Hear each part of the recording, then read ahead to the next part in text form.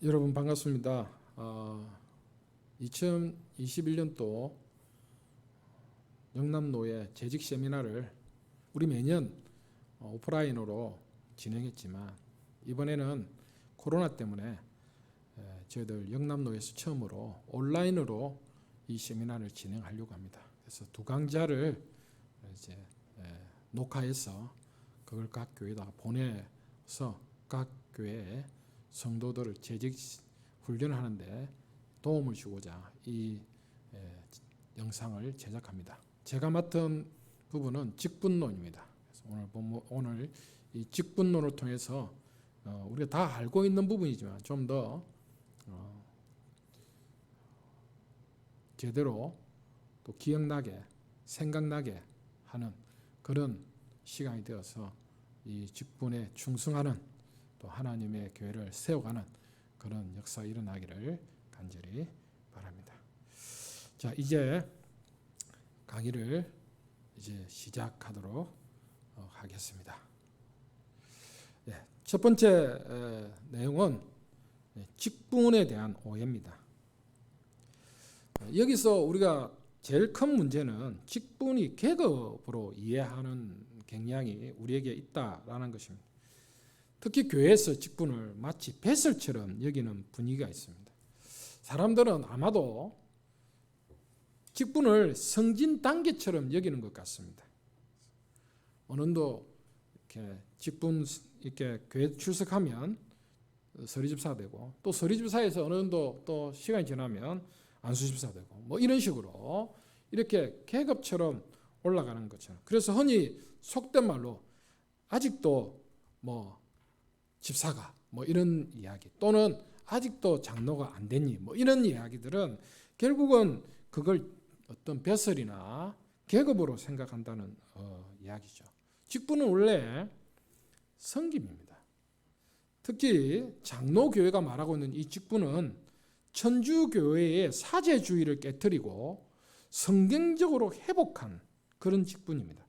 사제주의란 말은 딱 줄여서 말하자면 권위와 계급입니다. 평신도와 사제를 구분하고 그리고 사제에도 계급을 두는 방식이죠. 우리 종교계 가던 우리 믿음의 선조들은 이것이 성경적으로 잘못됐다는 걸 알고서 성경적 직분을 만든 것이죠. 그게 오늘 우리가 알고 있는 이 직분들입니다. 그래서 직분은 섬기는 거죠. 그 섬김의 출발은 하나님을 섬기는 것부터 출발합니다. 성경에서 직분이란 말은 어떤 일, 즉 직무를 의미하는데요.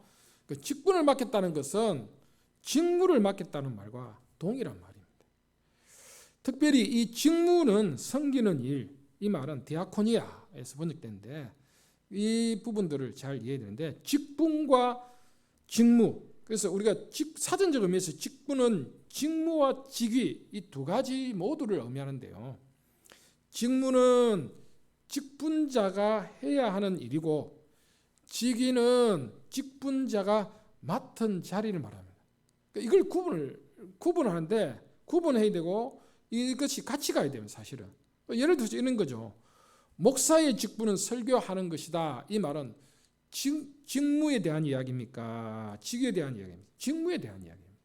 이거는 바로 직무를 말하는 거고 그 사람은 목사의 직분에 걸맞지 않은 행동을 했다. 이에서 사용된 직분은 직위를 의미하는 겁니다.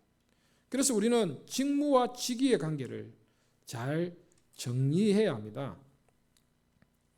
직위란 말은 직무상에 부여되는 사회적 행정적 위치를 말하죠.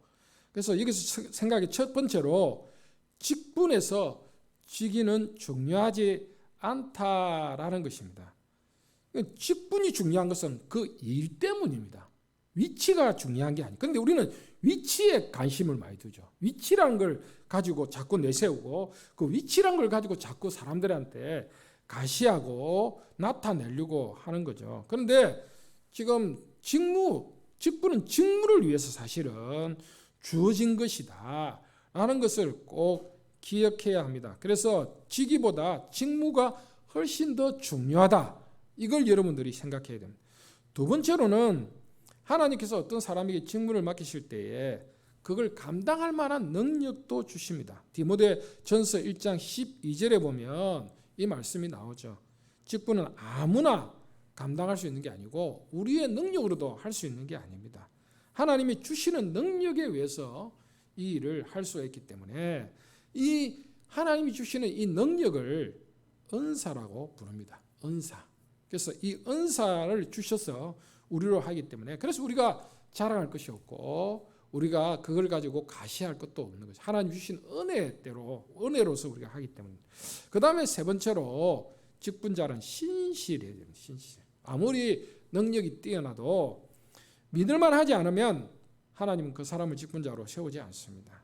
오늘 우리가 이 직무와 직위의 관계 속에서 볼 때 사람들은 직분자가 되려고 하는데 일을 하기보다 어디에 관심이 있느냐 하면 직위에 관심이 있어요. 교회에서 내가 어떤 위치에 있는가를 관심을 두는 거죠. 그러니까 교회를 세우는 일에는 관심을 두지 않고 어떤 자기가 어떤 위치에 있는가 여기에 관심을 두는 그런 문제들이 있습니다. 이게 바로 직분에 대한 잘못된 생각인 것입니다. 그래서 직무는 넓은 의미로서 봉사, 섬기는 일이기 때문에 직무에 충성해야 하는 거죠. 그거 쉬운 일은 아니지만 우리는 그 직무에 충성하는 사람이 되어야 한다. 그게 직분자다라는 거죠. 그래서 이 직분에 대한 오해를 여러분들이 잘 정리하시고요. 두 번째로 직분자를 누가 세우는가라는 겁니다. 자, 여기서 우리가 질문이 있습니다. 사람이 세우는가, 하나님이 세우는가? 자, 그럼 우리는 답을 이렇게 할 겁니다. 하나님이 세웁니다. 이렇게 이야기할 겁니다. 근데 하나님이 세운다고 말은 했는데 사실은 하나님이 어떻게 너가 장로가 되라, 너가 목사가 되라, 이렇게 말씀하지 않지 않습니까? 교회에 갑자기 공동회의 하는데 하나님 나타나가지고 또는 천사 나타나가지고 이 사람이 장로야 이렇게 하지 않지 않습니까? 그러면 우리는 어떻게 합니까? 그거는 공동의회를 통해서 세우죠. 그러면 사람이 세우는 거냐? 이게 오늘 우리가 사실 정리가 안 되는 부분이거든요.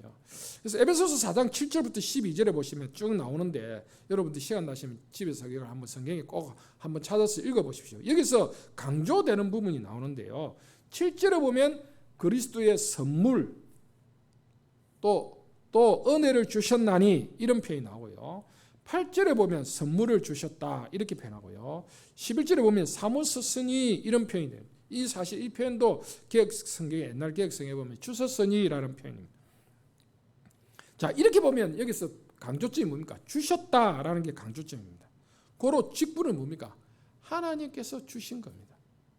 하나님이 우리에게 주신 거죠. 위로부터 하나님부터 우리에게 주신 겁니다.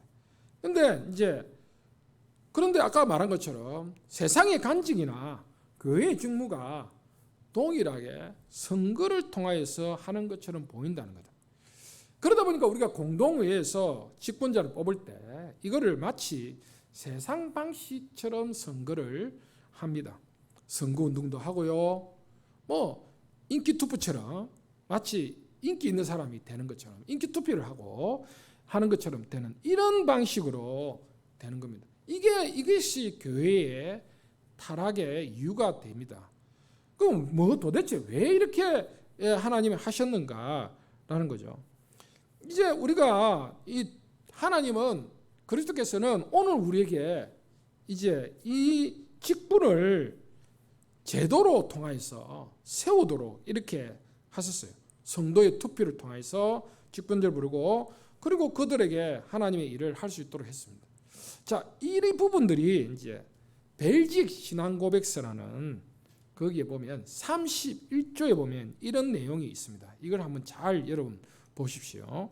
모든 사람은 부적절한 방식으로 스스로 직분을 차지하려고 해서는 안 되며 하나님께서 그를 부르시기를 기뻐하실 때까지 기다려야 한다. 직분자가 될 사람은 부르심에 대한 증거가 있어야 하며 그 부르심이 주님에게서 온 것이라는 분명한 확신을 가져야 한다라고 되어 있습니다. 여기서 정리해야 될 것, 벨직 신앙 고백서라는 것은요, 개혁교회, 그러니까 장로교회에서 인정하고 있는 신앙 고백서입니다. 웨스트민스터 신앙 고백서, 또 벨직 신앙 고백서, 하이델베르그 신앙, 요리문다, 이런 몇 가지가 오늘 우리에게 있는데, 이게 벨기에 신앙 고백서라는 겁니다.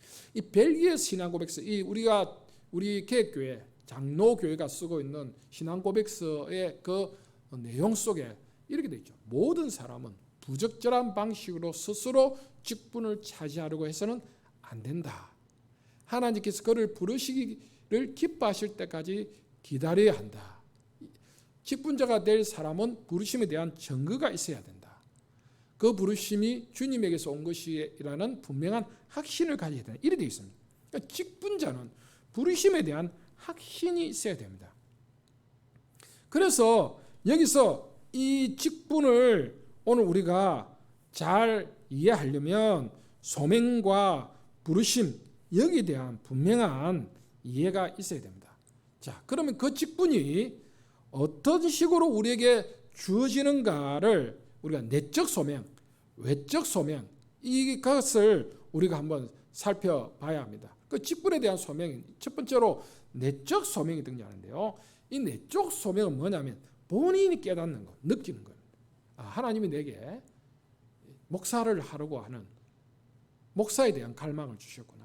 예를 들어서 장로에 대한 이렇게 내가 이 일을 해야 되겠다는 이 갈망, 이런 어떤 뭔가 소명을 주셨다는 것, 자기가 깨닫는 것, 자기가 느끼는 것, 자기가 확신하는 거죠. 이게 내적 소명입니다.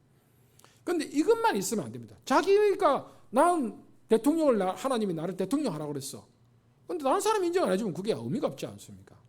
마찬가지로 그래서 외적 소명이 있습니다. 그 외적 소명을 어떻게 하느냐? 이거는 교회가 판단하는 겁니다. 교회가 공동의회를 통해서 직분자를 뽑는 이유가 뭐냐면 이 외적 소명을 확인하는 겁니다. 우리는 공동의회를 하면서 어떻게 합니까? 내 좋아하는 사람 또는 내 친척, 가족 이런 것 중심으로 이렇게 하는 거죠. 우리가 민주주의와 우리 공동의회의 차이가 뭐냐? 바로 여기서 잘 구분하셔야 됩니다. 민주주의는 뭡니까? 내 뜻을 결정하는 겁니다. 내 뜻. 근데 공동의회, 이 외적 소명은 뭡니까? 하나님의 뜻을 구하는 겁니다. 그래서 우리가 기도하면서 하나님을 뜻을 구하는 겁니다. 하나님 누가 이 교회의 목사 되기를 원하십니까? 하나님 누가 이 교회의 장로 되기를 원합니까? 하나님께 구하는 거예요. 그리고 하나님의 뜻을 구하는 거예요. 자, 그래서 이게 민주주의로 한다. 사실 어떤 방식은 대의민주주의적인 그런 방식이지만 우리는 그것을 하나님의 뜻을 구하는 것으로 가지 않으면 하나님의 다스림을 받지 않는 것이 되는 거죠. 직분자를 뽑는 일은 그래서 굉장히 중요한 일입니다. 그게 교회를 세우는 일이고 이걸 실패하면 교회가 세워지지 않는 거죠. 그래서 오늘 우리는 기도하면서 이 사람이 정말 하나님이 세우시고자 하는 장로로서의 소명을 받은 자인가, 이걸 우리가 그 교회에서 같이 신앙생활하고 같이 어울리면서 이 사람을 보는 거죠. 보고 정말 기도하면서 그 하나님의 뜻들을 구하는 거죠. 그걸 통해서 이 사람을 세우는, 그게 바로 직분이에요. 그래서 하나님이 세운다, 이 말이 맞는 겁니다. 하나님이 세운다. 그러니까 우리가 하는 건 우리는 도구죠. 공동의회는 하나의 도구에 불과한 것입니다. 이런 부분들을 잘 생각이 되고, 이걸 잘못하게 되면 문제가 되는 게 사사기 9장에 보면 이 아비멜렉이 세겜에서 기드온 아버지 대신 자기가 기드온 죽고 난 자기가 왕이 되려고 세겜 사람, 고향 사람들과 짝짝꿍해서 자기가 왕이 되고, 그리고 자기 그 형제들 70명을 죽여버립니다. 그것 때문에 결국은 이 아비멜렉은 나중에 하나님의 심판을 받게 되고, 그 요담이 저주한, 그 70명 중에 살아남은 요담이 저주해서 그 세겜과 아비멜렉은 하나님의 심판을 받게 되는 겁니다.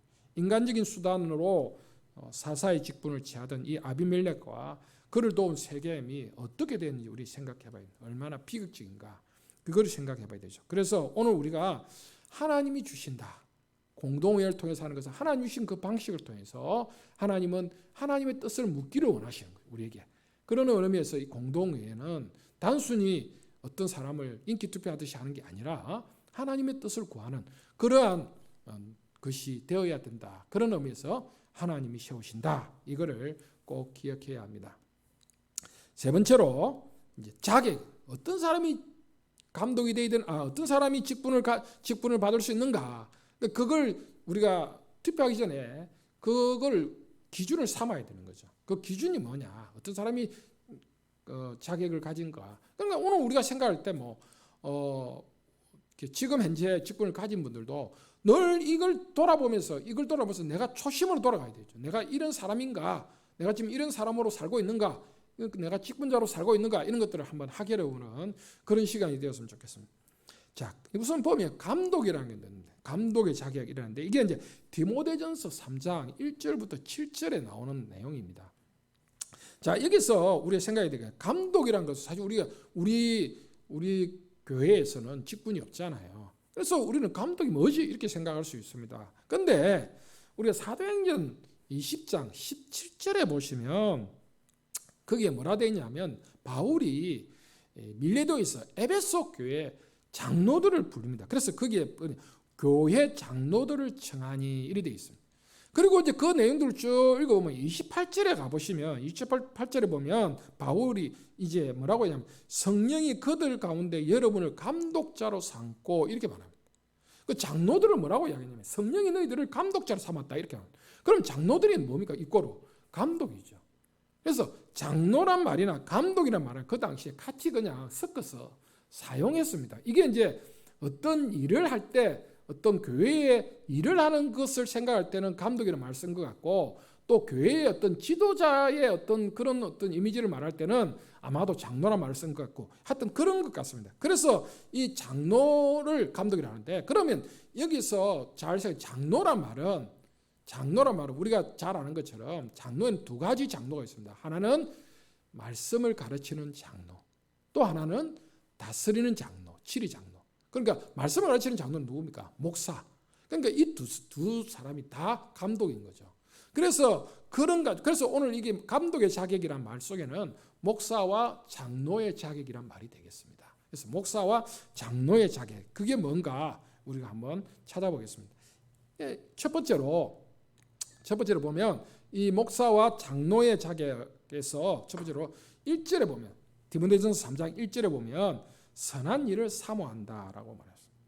그러니까 선한 일을 사모하는 사람, 열정적으로 그 일을 하려고 하는 사람, 그 선한 일입니다. 선한 일. 이건 이제 선한 일이 구체적으로 본문에는 나와 있지는 않습니다만 아마도 도덕적으로 선한 일, 이걸 가리키는 게 문맥상 가장 자연스러운 일인 것 같습니다. 그래서 바울에 따르면 감독, 이 장사와 장로는 선한 일을 사모하는 사람, 선한 일을 하려고 하는 사람, 선한 일을 실천하는 사람, 이런 사람이 바로 감독으로서 목사와 장로로서 자격을 가진 사람이다. 이렇게 말을 할 수가 있습니다. 그래서 사실 목사와 장로는 성도들보다 훨씬 더 선한 일을 사모해야 하는 거죠. 두 번째로 책망할 것이 없어야 한다라고 2절에 말합니다. 디모데전서 3장 1절에 근거해서 이걸 유추해 보면 책망은 검증하고 관련이 있습니다. 10절에 보면 감독을 세우기 전에 먼저 시험해보고 책망할 것이 없어야 한다. 이라고 시험을 해보라. 이렇게 시험. 그냥 세우면 그냥 되는 게 아니고 시키면 잘하겠지 이런 게 아니고 이 사람이 이 일을 할 수 있는가 시험을 해야 합니다. 시험을. 그래서 그 시험을 할 때 책망할 것이 없어야 한다. 왜 책망할 것이 없어야 됩니까? 다른 사람을 책망하는 일을 하거든. 목사와 장로는. 그렇기 때문에 책망할 것이 없어야 되는 거죠. 7절에 보면 디모데전서 3장 7절에 보면 이렇게 말합니다. 또한 외인에게서도 선한 증거를 얻은 자라야 할지니 비방과 마귀의 올무에 빠질까 염려하라. 여기 보면 바울은 교회 성도들뿐만 아니고 불신자들에게도 선한 증거를 얻어야 한다. 다르게 말하면 목사와 장로는 불신자들의 추천도 받아야 한다, 있어야 한다라는 의미입니다. 그러니까 직분자를 선정할 때 이게 얼마나 중요한 문제인가를 생각해 봐야 되죠. 장로교회에서 감독은 당회의 회원입니다. 그죠? 목사, 장로는 당회회인데 그 당회가 하는 일이 뭡니까? 여러 가지 일이 있지만 그 중에 하나가 건징을 하는 거죠. 건징. 그 건징은 죄가 드러난 사람, 잘못한 게 드러난 사람을 교회가 벌을 하는 겁니다. 사실은 오늘날 교회가 건징이 사라졌지만 이 교회에 있어서 굉장히 중요한 것 중에 하나가 이 건징이거든요. 자, 그런데 건징을 해야 될 이 당회가 책망할 것이 없어야만 건징을 할 수 있겠죠. 감독은 자신부터 점검하고 다스려서 다른 사람에게 책망받을 일이 없도록 하는 게 얼마나 중요한가 하는 거죠. 그 디모데후서 3장 16절부터 17절에 보면 이런 말씀이 있습니다. 모든 성경은 하나님의 감동으로 된 것으로 교훈과 책망과 바르게 함과 어로 교육하기에 유익하니 이는 하나님의 사람으로 온전하게 하며 모든 선한 일을 행할 능력을 갖추게 하려 함이라. 이렇게 되어 있습니다. 여기서 하나님의 사람은 구약의 선지자도 말하지만 신약에서는 말씀의 봉사자, 즉 목사를 의미할 수도 있습니다. 자, 그렇게 감독자는 뭡니까? 먼저 자기가 교훈을 깨닫고 책망을 받고 자기를 올바르게 이렇게 교정해야만, 그래야만 뭡니까? 다른 사람들한테 그걸 가르칠 수 있고 이야기할 수 있다. 그래서 결국 감독은 성경의 사람이 되어야 한다라는 것을 우리가 발견하게 됩니다. 자, 세 번째로 가정생활이 중요합니다. 가정생활. 여기 보면 4절 5절에 4절에 보면 한 아내의 남편 뭐 이렇게 표현이 됩니다. 5절에 보면 자녀를 잘 다스려야 된다. 이렇게 말합니다. 그러니까 한 아내의 남편이란 말은 남편으로서 합당한 삶을 살아야 한다는 거지. 이걸 어떤 신학자들은 이렇게 말합니다. 그 당시 일부 다처제의 영향이 많이 있었기 때문에 한 아내의 남편, 한 아내의 남편이어야 된다. 다처가 아니고 그 한 아내의 남편이 되어야만 이걸 할 수 있다. 이런 이야기를 여기서 하기도 합니다. 또 그것뿐만 아니라 남편으로서 아내에 대한 그 합당한 삶을 사는 게 굉장히 중요하다는 거죠. 또 감독은 뭐 해야 됩니까? 자녀에게 모든 공손한 걸 복종하게 하는 그런 사람이어야 된다. 자녀들로 하여금. 자기 집을 잘 다스리지 못하는 사람이 어떻게 하나님의 교회를 돌아볼 수 있느냐고 이렇게 말합니다. 그러니까 정말 감독은 가정에서 말씀을 통해서 이렇게 가정을 잘 다스리는, 가정을 잘 섬기는, 가정을 잘 이끌어가는 이런 사람일 때, 그럴 때 교회를 다스릴 수 있어요. 그러니까 그 감독의 자기는 가정생활이 어떠한가를 잘 봐야 한다라는 것이죠. 그 다음 네 번째로 절제와 근신입니다. 여기서 절제와 근신은, 절제는 기본적으로 자신의 행동에 대해 깨쳐 돌아보고 살피는 갱승의 의미를 가지고 있습니다. 그러니까 감독은 양무리를 돌보는 사람인데, 감독은 깨어 있어서 어떤 이런 세상의 흐름에 빠져들 게 아니라 제대로 깨어서 사탄으로부터 교회의 적들에 대해서 막아낼 수 있는 이런 모습이 되고, 그걸 위해서 근신해야 된다라고 말하죠. 베드로전서 4장 7절에 보면 근신하여 기도하라 이렇게 되어 있는데, 근신은 성도의 미덕이라고, 그리고 그것이 정신을 차리는 것과 밀접한 관계가 있다는 걸 말하고 있습니다. 그러면 오늘 우리가 결국 감독은 깨어 있어야 된다, 정신 차리고 있어야 된다, 분별력이 있어야 된다, 이런 의미가 되겠죠. 그래서 감독은 분별력이 굉장히 중요하다라는 것. 그 다음에 다섯 번째로 한대와 가르침입니다. 2절에 보면 나그네를 잘 대접하고 라는 말씀이 있습니다. 그래서 나그네는 일반적 의미의 나그네일 수도 있지만 그 당시에 특별히 순회 복음 전도자를 말합니다. 이들을 대접하는 게 교회와 성도의 역할입니다. 그래서 당연히 감독은 나그네를 한대하는 일에 최선을 다해야 되는 거죠. 그래서 그 일을 잘하는 사람, 그리고 또 하나는 잘 가르치는 사람, 복음을 잘 가르치는, 그 복음을 잘 가르치기 위해서 삶의 모범을 보이는 사람이어야 한다라는 것. 그 다음에 여섯 번째로 멀리할 것에 대해서 이야기합니다. 여기 보면 멀리할 것, 술을 즐기고 구타하고 다툼하고 돈을 사랑하고 교만한 이런 것들로부터 멀리하라고 말합니다. 그러니까 이게 좀 연결되어 있습니다. 술을 즐긴다는 거 결국 무슨 일이 나겠습니까? 다툼이라고. 다툼이 이제 깊어지면 구타가 일어나죠. 그러니까 이런 부분들을 잘 우리가 한번 생각해 봐야 됩니다. 구타가 일어나는 이유가 뭡니까? 다툼과 구타가 일어나는 이유는 그거는 바로 자기 생각이 옳다고 여겨서 힘으로 간체를 하려고 하기 때문에 그렇습니다. 힘으로. 바울은 디도서 1장 7절에 보면 감독이 되려면 자기 고집대로 해서는 안 된다고 말합니다. 감독이 자기 고집대로 하려고 하는 것은 심각한 결격 사유다라고 말합니다. 그래서 이런 것들을 극복하는 게 뭐냐? 간용입니다. 간용이란 말은 참고 인내하는 겁니다. 교회를 세우려면 분노를 참을 수 있어야 되고 동시에 다른 사람에서 나오는 분노도 참을 수 있어야 됩니다. 자기 분노 참을 수 있어야 됩니다. 다른 사람이 분노하는 것에 대해서 참아야 된다 말입니다. 교회가 하필 깨지면 어떻게 됐습니까? 교회 성장은 불가능합니다. 교만도 문제입니다. 바울이 새로 입교한 사람을 감독을 세우지 말아야 된다 합니다. 왜냐하면 교만 때문이라고 말합니다. 감독이라는 자리가 사람을 교만하게 만들 수 있습니다. 그러나 교만해서는 안 되죠. 또 감독은 나그네를 대접하는 사람이기 때문에 돈을 사랑해서도 안 됩니다. 돈을 사랑한다는 의미는 뭡니까? 욕심이 많다는 겁니다. 그래서 디모데후서 6장 10절에 보면 돈을 사랑함이 일만악의 뿌리라는 것을 모든 직분자는 명심해야 한다라는 것입니다. 그 다음에 집사의 자격입니다. 집사의 자격. 집사의 자격은 디모데후서 3장 8절부터 13절에 있습니다. 집사는 긍휼의 사역자입니다. 이게 이제 구제하는 일을 위해서 만드신 직분이기 때문에 그렇습니다. 그래서 첫 번째로 더러운 일을 탐하는 자가 되어서는 안 된다. 8절에 보면 나오죠.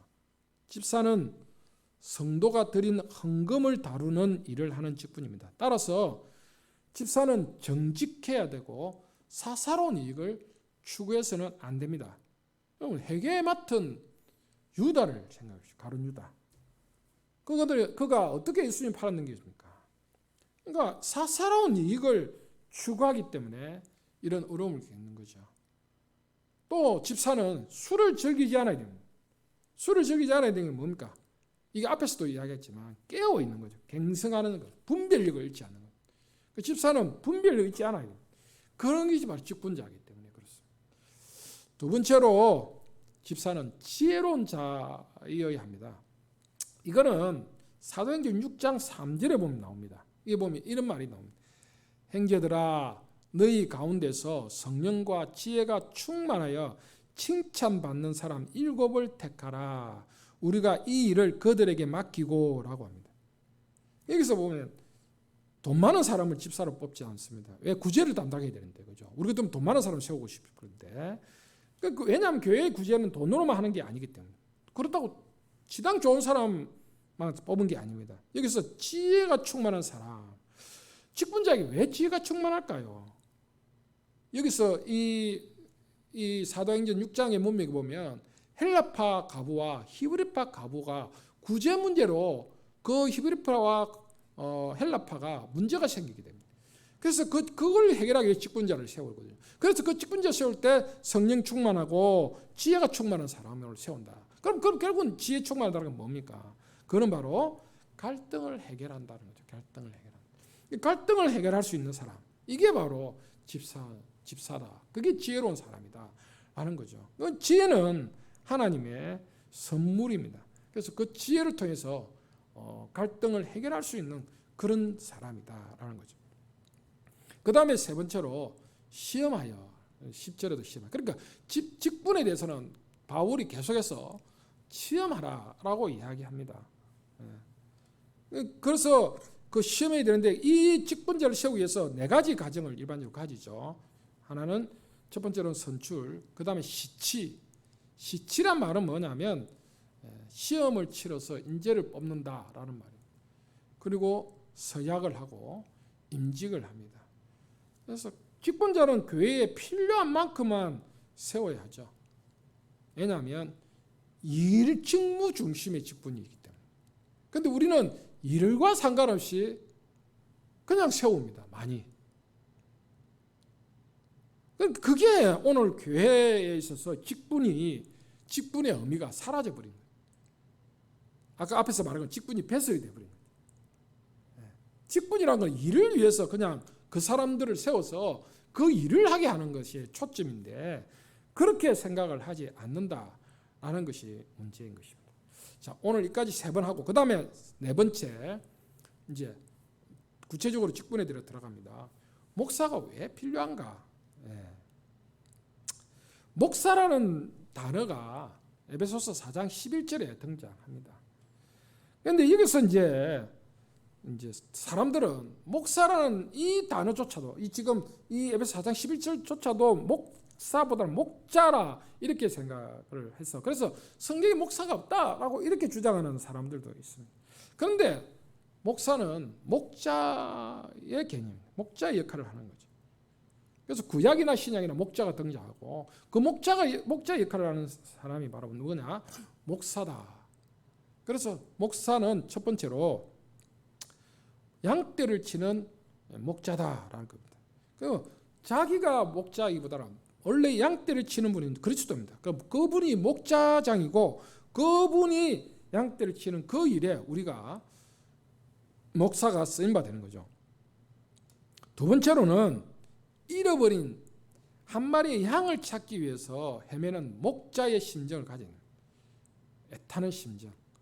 이게 지금 목사에게 참으로 필요하다라는 거죠. 세 번째로 히브리서 13장 17절에 보면 목사는 자기가 양떼의 문제를 청산해야 할 자인 것처럼 생각해야 돼요. 그러니까 그 교인들의 문제 앞에 같이 기도하면서 눈물 흘리면서 같이 아파하면서 또 같이 기뻐하면서 함께하고 그들의 문제를 자기 문제인 것처럼 이렇게 함께하는 그러한 마음, 그런 자세가 필요하죠. 그 다음에 4번째로 칼빈은 목사를 복음 전하는 자, 즉 말씀 선포하는 자 이렇게 칼빈은 이해를 했습니다. 그래서 성경에 담긴 계시의 의미를 정확하게 이해하고 해석하여 바르게 전달하는 일을 하는 이게 바로 목사다.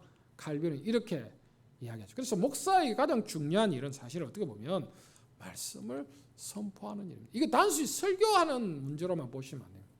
말씀을 어떻게 해석하고 그러니까 말씀 바르게 해석하고 바르게 전하고 바르게 가르치고 그리고 그 말씀대로 살아가는 이걸 통해서 교회가 말씀 위에 설 수 있도록 하는 이 일을 하는 게 사실은 목사의 일이다. 라는 거죠. 5번째로는 목사는 예배 인도자다. 하나님께서 예배 안에 은혜의 방편을 두셨습니다. 그래서 목사는 예배에 집중해야 돼요. 목사가 자기 자신이 예배 인도자라는 사실을 잊지 말아야 합니다. 그리고 또한 우리가 또 생각해야 되게 찬송 인도자. 찬송 인도자는 뭐냐? 앞에 나와 찬송을 인도하는 그 개념이 아니라 목사는 하나님의 백성이 왜 찬송해야 되는지, 찬송이 무엇인지 이걸 가르치고 설명하고 이렇게 하는 일을 하는 게 바로 목사입니다. 이게 굉장히 중요한 일이죠. 6번째로 그래서 목사는 뭐 해야 됩니까? 결국에는 공부해야 합니다. 그러니까 목사는 정말 말씀을 바르게 가르치기 위해서 정기적으로 모여서 공부해야 합니다. 혼자 공부하는 게 아니라 목사님들이 같이 모여서 공부를 해야 하는 거죠. 같이 모여서. 사실은 이게 종교개혁의 원리입니다. 종교개혁을 하면서 장로회, 노예를 세우는데 노예를 만드는데 이 노예에 세우는 그 목적 중에 하나가 뭐냐면 목사들이 공부하기 위해서요. 왜 공부해야 되는가? 말씀 선포와 가르치는 일이 교회를 세우는데 너무도 중요하기 때문에 그러하다라는 것입니다.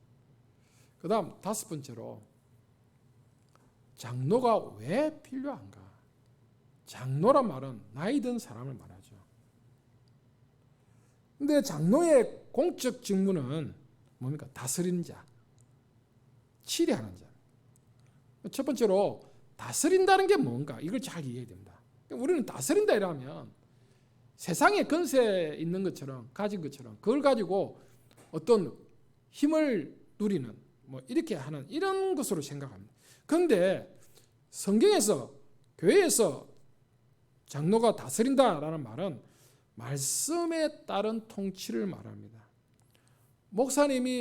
목사가 말씀을 선포하고 그 말씀을 따라 교회가 다스려지도록 통치되도록 하는 이 일을 하는 게 장로의 역할이고, 그 다스리면 뭐가 필요하냐면 책망과 바르게 함과 위로와 격려, 이런 게 있습니다. 이렇게 하는 게 다스린다는 겁니다. 이게 다스리는 거예요. 이게 치리한다는 거예요. 치리장로. 우리 자꾸 치리장로는 행정적인 것만 생각해요. 물론 행정적인 거 있는데 그것만이 전부가 아니라는 거예요. 다스리는 것은 바로 말씀을 가지고 책망하고, 말씀을 가지고 바르게 하고, 말씀을 가지고 위로하고 격려하는 이 일을 하는 게 다스린다는 거예요. 자, 그렇게 할 때 뭐가 필요하냐? 신방이 필요합니다.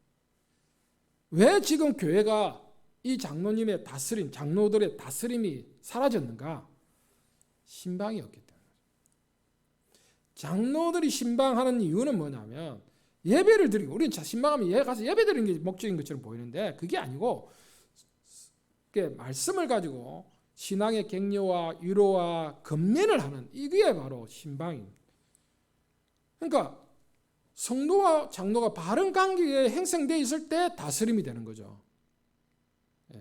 우리가 길을 가다가 어떤 중학생이나 이런 애들이 뭐 잘못하고 있는 걸 보고 너 왜 그렇게 하니? 이렇게 낯선 사람이 그렇게 하면 그 중학생들이, 이런 아이들이 말을 안 듣죠. 그러나 어떤 관계가 형성되어 있을 때 네가 왜 그렇게 하니? 이러면 그 말은 어느 정도 들을 수 있는 여지가 있는 거죠. 마찬가지입니다. 어떤 관계가 형성되어 있지 않는데 네 왜 이렇게 하노? 이렇게 하면 그게 안 되는 거죠. 그러니까 결국은 이 장로의 신방은 바로 교회를 다스리고 감독하고 돌보기 위한 굉장히 중요한 겁니다.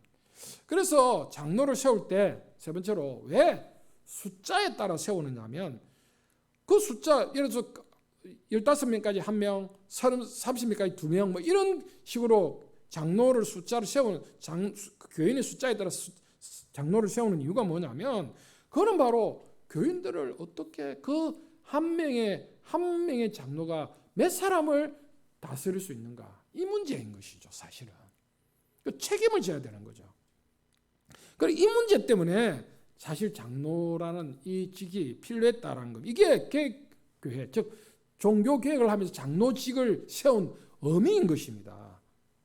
그래서 장로의 가장 중요한 일이 바로 이 일일 거죠. 우리는 자꾸 장로라 하면 대표기도 하고 당회하고 이런 것이 장로의 역할이라고 생각하는데, 사실은 장로의 역할은 그게 아니고 성도들을 말씀 안에서 양육하는 일을 하는 게 장로의 역할입니다. 그런데 네덜란드에 유명한 신학자 스킬드라는 신학자가 있습니다. 그러니까 이 사람이 뭐라고 이야기했냐면, 그리스도와 문화라는 책에서 장로의 신방이 세상 문화를 변혁하는 원동력이다, 이렇게 이야기했습니다. 이게 무슨 말이냐면, 신자가 세상 속에 살기에 장로가 각 가정을 신방하여 세상 속에서 어떻게 살고 있는지를 묻는 것이야말로 세상 문화를 변혁하는 가장 확실한 길이다라고 말해요. 이게 바로 장로의 능력이고 장로의 가치입니다. 그러니까 장로님이 그 교인들이 하나하나 하나님 말씀대로 살고 있는지를 돌아보고 책임지고 위로하고 기도해주고 하는 이 일이 바로 이 세상을 변화시키는 힘이 되는 거예요. 이게 원래 장로를 세운 종교개혁자들의 목적입니다. 이걸 기억하셔야 됩니다. 그 다음에 6번째로 집사가 왜 필요한가? 집사는 섬기는 자예요. 섬기는 자, 그죠? 디아코노스라는. 이 집사는 교회 안과 밖에 가난한 자를 공적으로 섬기는 자입니다. 그래서 긍휼의 사역자라고 말하는. 사실은 여기서 말하는 집사는 뭡니까? 안수 집사를 말합니다. 안수 집사. 서리 집사는 임시직이죠. 1년직입니다. 근데 한번 서리 집사가 되면 평생 집사가 되고, 그죠? 이게 지금 오늘, 그래서 안수 집사, 서리 집사 구분이 사라져 버립니다. 근데 안수 집사는 서리 집사가 되기 위한 준비 단계로 생각하는 거예요. 그래서 집사라는 이 직분은 장로와 더불어 평신도가 교회에서 누리게 된 정말 중요한 직분인 겁니다. 그래서 칼빈은 이 칼빈이 이 집사라는 직분을 회복시켰는데 천주교에서 이 집사는 사제를 위해 봉사하는 부수적인 역할을 했습니다. 그런데 칼빈이 이 집사라는 직분이 성경적인 직분이라는 것을 발견하고 그래서 이제 하나님 보시기에 합당한 직분으로 회복시켜 준 거죠. 칼빈의 이 집사는 뭡니까? 가난한 자를 위한 청지기였습니다. 그래서 이 직분을 행하도록 한 거죠. 그래서 교회에서 집사 직분은 교회의 재정적인 일, 구제 일 이런 것들을 이제 하는 거고, 그래서 집사는 공적인 재정 문제뿐만 아니고 성도들의 기본적인 생활 행편에 대해서 관심을 가지고 살펴보는 이런 역할을 하는 게 사실은 집사예요. 그러니까 성도들의 어떤 생존에 관한 이 삶을 누가 살피느냐? 사실은 집사가 살피는. 그러니까 우리는 이 집사라는 직분을 그죠? 그냥 재정의 해결 문제만 이렇게 보는 것이라고 생각을 하는데 이게 아니라 정말 성도들의 생존 문제에 대한 부분까지 집사는 살펴보고, 그래서 그것에 있어서 이 사람이 정말 문제가 없는가, 어려움이 없는가 이걸 살피고, 정말 어려움이 있으면 교회가 그걸 어떻게 돌볼 것인가, 섬길 것인가, 이런 것들을 하는 게 사실은 성경적인 집사의 역할이라는 거죠. 그러니까 이런 것들을 회복해야 돼요. 지금 제가 이야기한 장로의 정말 성경적인 그 종교개혁적인 원리가 뭔지를 제가 지금 말씀드리고, 집사의 성경적인 원리가 뭔지를 우리가 제가 말씀드렸는데, 이 원리들을 우리가 잘 기억하고 정말 이걸 회복해야만 교회가 좀 더 성경적인 그런 직분을 가진, 그리고 그 성경적인 교회가 세워져가는, 성경적으로 교회가 이런 역사가 일어날 수 있다는 거죠. 그다음 건사. 사실 건사는 사실은 성경에 존재하지 않습니다. 그래서 이게 이제 우리 한국 교회에 1922년 여집사라는 항목이 있었고, 그리고 이제 이게 이제 있다가 이제 1955년에 건사 제도로 대체돼서 처음 시설되게 됐는데, 우리 일반적으로 이 건사는 이제 고아와 가부와 또 환난당한 자 이런 자를 위로하고 이문하는 이런 일을 하는 것이 바로 이 건사다. 저는 이제 건사의 역할은 교회에서 어머니 역할이다. 근데 제가 늘 하는 이야기는 시어머니의 역할이 되면 안 됩니다. 뭘 잘했냐 못했냐 이런 걸 말하는 그런 건사가 아니라 사실은 친정 어머니가 되는 거죠. 그래서 정말 아끼고 사랑하고 돌보는 그런 역할을 하는 게 바로 건사의 역할이다라는 것. 자, 그다음 8번째로 이제 마지막 부분인데요. 하나님은 직분자를 통해서 교회를 왜 다스리느냐라는 것. 사실 하나님이 직접 다스리면 되잖아요.